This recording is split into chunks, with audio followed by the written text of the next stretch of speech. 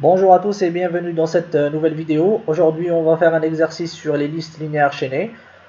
Plus exactement, on va écrire une fonction qui permet de supprimer un élément qui se trouve à un indice donné de la liste.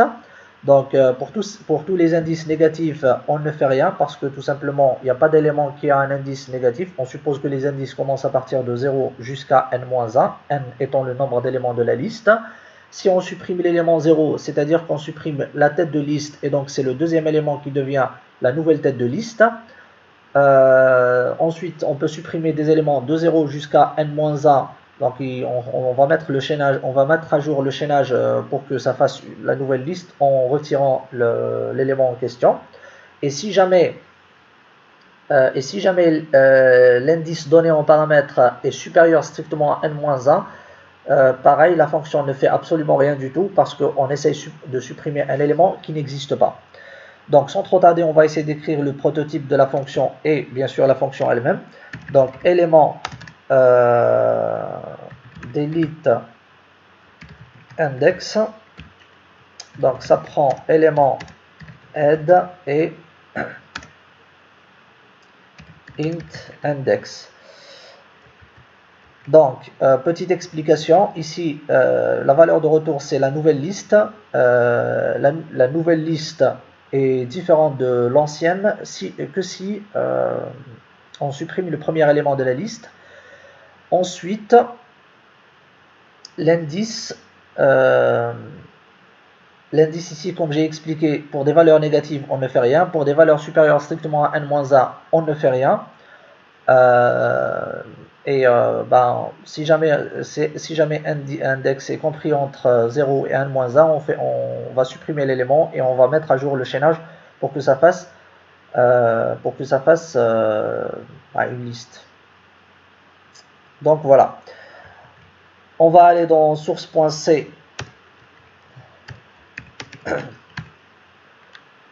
Donc déjà, on fait if index inférieur strictement à 0, return head. Ensuite, on va définir des variables qui sont nécessaires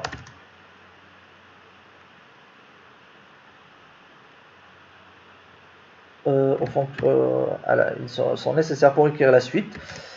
Previous reçoit l'adresse de head. Donc ici, au début, on garde l'adresse de head. Si jamais on veut la mettre à jour. Ensuite, while p est index supérieur strictement à 0. Alors, previous, on va le mettre à jour. P, on va le mettre à jour. Et index, on le met à jour aussi. Donc, previous, ça nous donne, c'est l'adresse de P de next. Et P soit next. Alors, ensuite, maintenant, if P est nul, c'est-à-dire, en fait, ici, P, à la fin de cette boucle, P, il va pointer l'élément à supprimer. Et previous, il pointe la partie index de l'élément qui le précède. Donc, on garde previous pour justement nous aider à faire le chaînage, à mettre à jour le chaînage. Donc, si P est nul, ça veut dire l'élément à supprimer est vide, c'est-à-dire il n'y a rien à supprimer. Et donc, je fais directement return head. Maintenant, s'il n'est pas vide, il faut mettre à jour le chaînage. Donc, je fais previous, ou plus exactement ça, reçoit p next. C'est-à-dire que la partie next qui est pointée par previous, ou ça peut être head aussi, dans le cas du début si jamais on supprime le début de la liste, il va pointer l'élément qui suit P, c'est-à-dire P next. Ensuite, on fait free P, et ensuite on fait return head. Alors, on va essayer d'analyser ça. Si jamais on supprime un élément d'indice négatif, donc ici on return head directement, il n'y a rien à faire. Maintenant, si on essaie de supprimer la tête de liste, donc index il vaut 0, la boucle ne s'exécute même pas. Dès qu'on vérifie la condition, elle est fausse, donc index supérieur strictement à 0, c'est faux, et donc on sort directement. Maintenant, si P est nul, P en fait il vaut la tête de liste, non, donc du coup on fait previous, sachant que previous il vaut l'adresse de head, donc on met à jour la variable head ici, le paramètre head, donc P next c'est le deuxième élément, donc on met à jour ça, on libère la mémoire de P et on fait return head. Maintenant, dans le cas où c'est un élément qui est supérieur strictement à n-1, index est supérieur strictement à n-1, donc on parcourt la liste jusqu'à ce que P vaut nul, alors que index est toujours supérieur strictement à 0. Du coup, sachant que previous il pointe toujours next, donc le previous il pointe l'adresse, ou plutôt il contient l'adresse de la partie next du dernier élément, P il vaut nul, et index il a une valeur supérieure ou égale à 0, mais on s'en fout ici. Donc dès que si P est nul, on retourne head directement, il n'y a rien à faire. Maintenant, si dans le cas où index est compris entre 0 et n-1,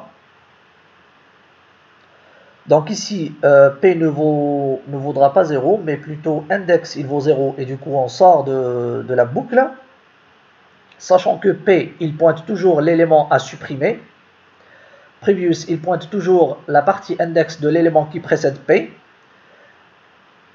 et ici index il vaut 0, donc on sort. Donc P il vaut nul, non. On vient ici, on met à jour le chaînage, on libère la mémoire de P, et on retourne head. Maintenant, on va essayer de tester notre fonction.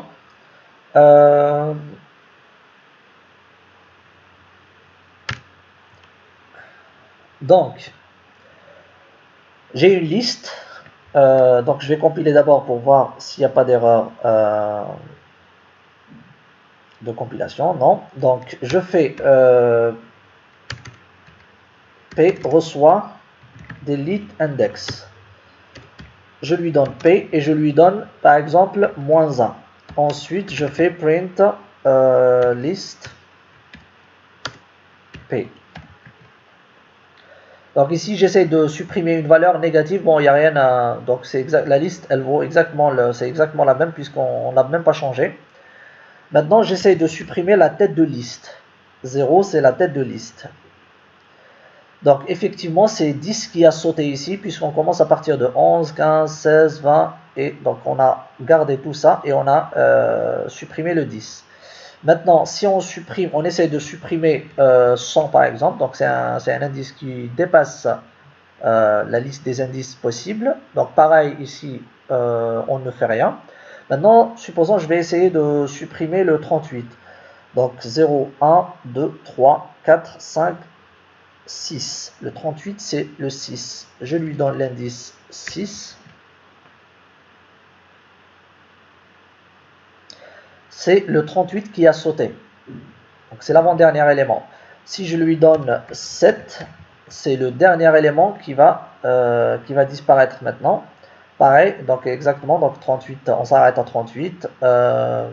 Si je lui donne par exemple le 3, ça va être le 16. 16 qui va disparaître. Donc 10, 11, 15, 16 il n'existe pas. Ensuite 20, 29, 38, 100. Donc effectivement, notre fonction marche dans tous les cas, que ce soit un indice négatif, un indice compris entre 0 et n-1 et un indice supérieur à n-1. Donc voilà pour cette vidéo, j'espère qu'elle vous aura plu. N'hésitez pas à la partager et à la liker. N'hésitez pas à vous abonner à ma chaîne YouTube et à activer la cloche pour recevoir les notifications. Je vous dis à bientôt et au revoir.